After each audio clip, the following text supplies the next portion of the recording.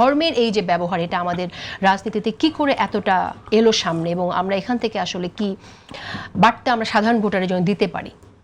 খুবই প্রেডিক্টেবল ছিল এটা, খুবই প্রেডিক্টেবল। কেন সেই জায়গায় আসছি তার আগে দুই একটা জিনিস একটু অ্যাড্রেস করা জরুরি। সেটা হলো জামাতের এই যে দুই ধরনের বক্তব্য, এটারও ব্যাখ্যাটা একটু দিয়ে দেওয়া দরকার। স্ট্র্যাটেজিক অ্যাম্বিগুইটি বলে একটা টার্ম আছে ইন্টারন্যাশনাল রিলেশনসে, মানে কোনো একটা দেশ কৌশলগত কারণে অস্পষ্টতা বজায় রাখা।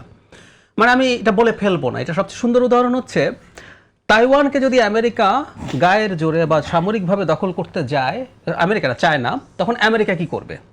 সে কি তাইওয়ানের হয়ে যুদ্ধে জড়াবে নাকি জড়াবে না?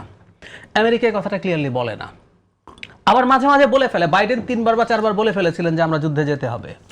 আবার হোয়াইট হাউস থেকে ক্লিয়ার করা হচ্ছে না, আমাদের এরকম কোনো কথা নাই, আমরা তাইওয়ানকে তোমাদের অংশ মনে করি, ইত্যাদি ইত্যাদি। তার মানে হচ্ছে আপনি একটা অস্পষ্টতা বজায় রাখেন। জামাত কিন্তু একটা অস্পষ্টতা বজায় রাখছে, ইটস সো ক্লিয়ার।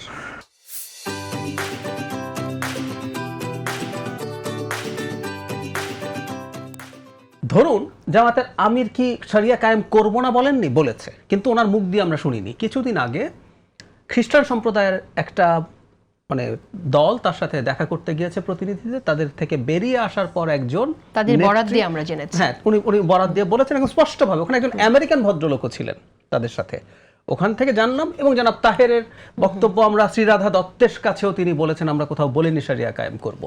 আচ্ছা, মজার ব্যাপার, এইগুলোর ভিত্তিতেই ইসলামী আন্দোলন র্যাদার, ওনাদের আসলে সিটের আন্ডারস্ট্যান্ডিংয়েই প্রবলেম হয়েছে, কিন্তু সামনে আনছেন এটা যে জামাত তো শরিয়া কায়েম করবে না, সেজন্য ওনারা থাকবেন না। আচ্ছা, এখন প্রবলেমটা কোথায়? জামাত আবার এটা ঘোষণা করছে না কেন? আমি চাই কিন্তু জামাত এটা ঘোষণা করবে। ভালো খারাপ ইজ এ ডিফারেন্ট ডিবেট। আমি ইসলামী শরিয়া কায়েম করবো না, আমিরে জামাতের মুখ থেকে আমরা এই কথাটা শুনতে চাই, ওনার মুখ থেকে। জনগণকে ইনফর্মড ডিসিশন নিতে দিতে হবে। কিন্তু জামাতের বিপদ কোথায় জানেন? ওনাদের একটা উভয় সংকট তৈরি হয়েছে। উনি যখন এটা বলছেন, আমি বেশ কয়েকজন জামাত ইসলামী নেতা, এদের মধ্যে অনেকে এমপি ইলেকশন করছেন, তারা আমার সাথে স্পষ্টভাবে বলেছেন জামাত শরিয়া কায়েম করবে, অন রেকর্ড বলেছেন। তাহলে খেয়াল করুন, টপ থেকে ইঙ্গিত দেওয়া হচ্ছে করছি না, আবার এখানে বলা হচ্ছে করছি। সমস্যাটা হচ্ছে এই যে আপনি দীর্ঘদিন তো আসলে আল্লাহর আইন চাই, সত্যকে শাসন চাই, স্লোগান কিন্তু ছিল এটা।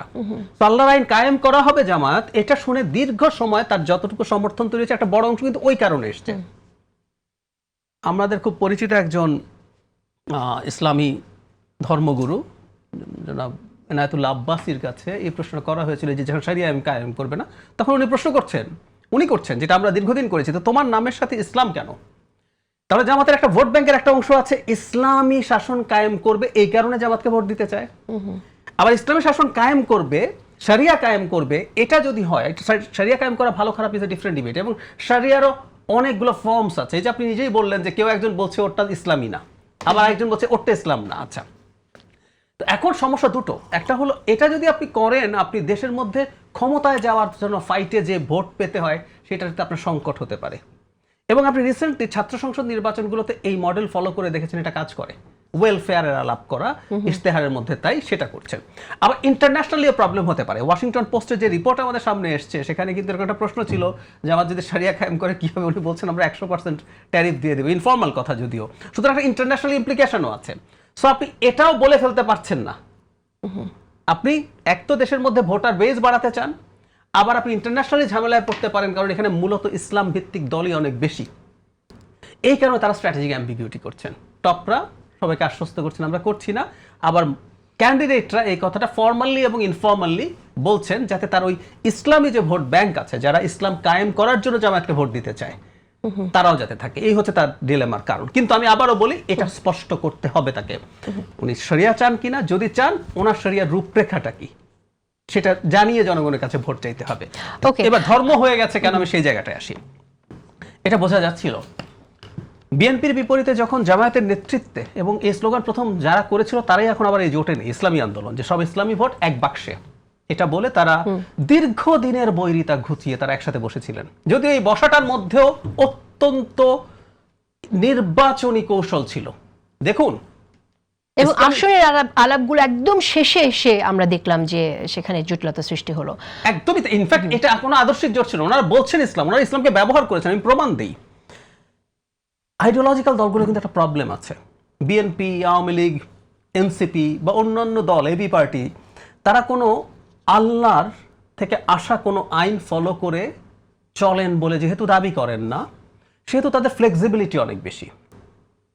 আমি ওর সাথেও বসতে পারি, বামের সাথে। বিএনপি জোটে বেশ ডান আছে, জমিয়তে ওলামায়ে ইসলাম, আবার বামও আছে, উনি এটা অ্যাকোমোডেট করতে পারেন। ইসলামী আন্দোলন বাংলাদেশের দ্বিতীয় প্রধান ব্যক্তি বলেছেন, কমিউনিস্টদের কাছে দেশ চলে গেলে ইসলামকে উদ্ধার করা গেলেও যেতে পারে, কিন্তু জামাতের কাছে গেলে ইসলাম কিয়ামত পর্যন্ত উদ্ধার করা যাবে না। তার মানে জামাত ইসলামের জন্য নিউট্রালও না, শত্রু। তো উনি কিভাবে মনে করেন জামাতের সাথে উনি জোট করতে পারেন?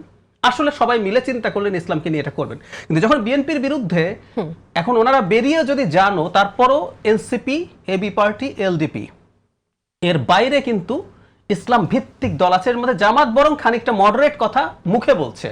ওনাদের এই জোটে এমন দল আছে যারা খেলাফত কায়েমের কথা বলছেন, এমনকি আমাদের ইউনিভার্সাল সাফ্রেজ, প্রতিটা নাগরিকের ভোটাধিকার আছে, এটাও তারা বিশ্বাস করেন না।